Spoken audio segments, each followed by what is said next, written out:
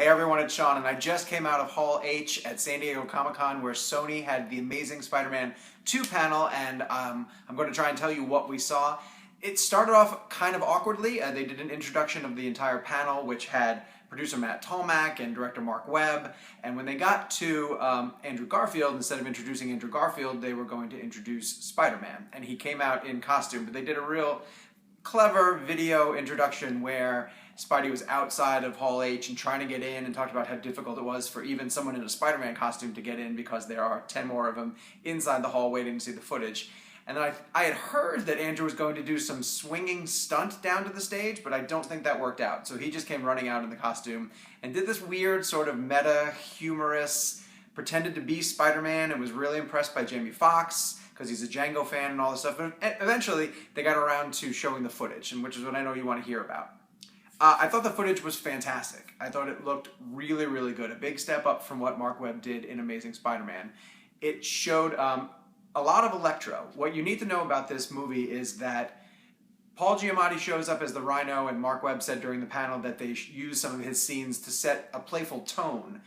So it sort of feeds into this theory I have that the movie's going to open with a Rhino sequence, basically. And you've seen some of the pictures if you've been watching on-set stuff of like a big police car chase, and Spider-Man's riding on the roof of a car, and they're chasing Paul Giamatti as he's driving this big rig through town. And that's what a lot of the footage at the beginning of the teaser clip was, Spider-Man chasing after this truck that Paul Giamatti's character is driving.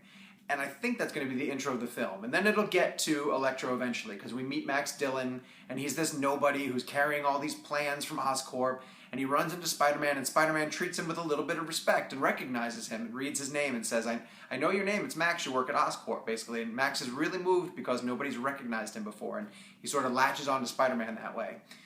It gets to a point where we start seeing a series of shots that are going to be throughout the film, and a couple of them really stood out for being iconic. There's one of Gwen Stacy, of Emma Stone's character, and she's got a bridge. She's looking at a bridge, and it's framed perfectly for Spider-Man fans to really see like the tower part of the bridge where we think we know what's going to happen to her character. There's a lot of action in it, and the action has really been stepped up. We see some interaction between Peter and Aunt May.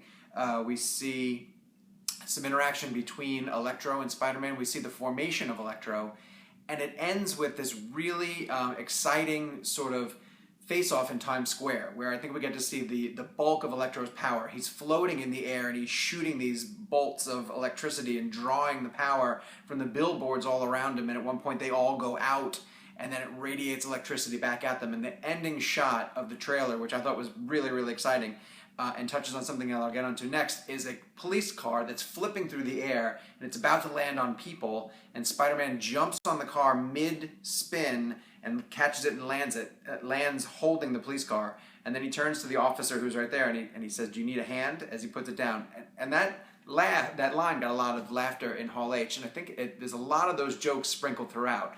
The clip showed a lot of Spider-Man's sarcastic humor. I think they wrote a lot more of that into it. They definitely upped the action. They all seemed really, really confident about it. And then we got to the audience panel question part of the panel. It was interesting. Someone stood up and asked Andrew Garfield about his comments about whether there should be a gay Spider-Man. Jamie Foxx had a lot of fans in the audience. None of the panel questions really elaborated on. Dane DeHaan was there on the panel, and he talked a little bit about Harry, but nobody really got into the Osborns, nobody got into the Goblin. You did see in the montage of footage a shot of Chris Cooper playing Norman Osborn in a bed and still looked pretty sick, talking to his son. We learned that Harry, at the beginning of the film, is a childhood friend of Peter's who gets shipped off to a boarding school and is coming back to the States in this movie, and he's trying to reestablish his friendship with Peter. We did see some vials, green liquid in vials, which I think is supposed to be a reference to a Goblin serum, but we didn't see anybody holding them, and it sort of moved by pretty quickly. We didn't see any shots of Paul Giamatti in the Rhino armor, but Mark Webb was talking today about the fact that we will see, I think, some digital creations that will enhance what we've seen of Paul Giamatti from already in some of the on-set photos, and he's going to become the Rhino.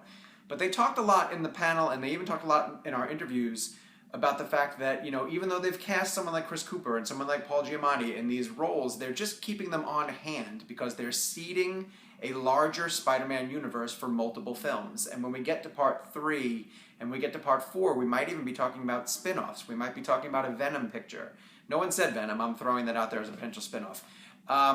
I brought up Sinister Six, and so there's a lot of these ideas and topics that I floated past Mark Webb and producer Matt Tolmach. And in fact, we have a full Mark Webb interview that we're going to have on the site tomorrow. I believe it's going to go up tomorrow morning, Saturday morning. But since we're right out of the Sony panel and right out of the Amazing Spider-Man footage, I just wanted to record a video blog and let you guys know what we saw. The footage looked great. The panel was a lot of fun. The celebrities were having a really good time. Andrew Garfield and Jamie Foxx have a ton of chemistry, which I think is going to carry over to Spider-Man and Electro. And Matt Tolmach says we're going to get a trailer in the fall. So hopefully they'll figure out some way to get this Hall H footage out to the fans, because it looks really, really good. Otherwise, we're going to have to wait for the trailer in the fall. So that's what we saw. Thanks for tuning in to Cinema Blend, and keep coming back for all of our Comic-Con coverage.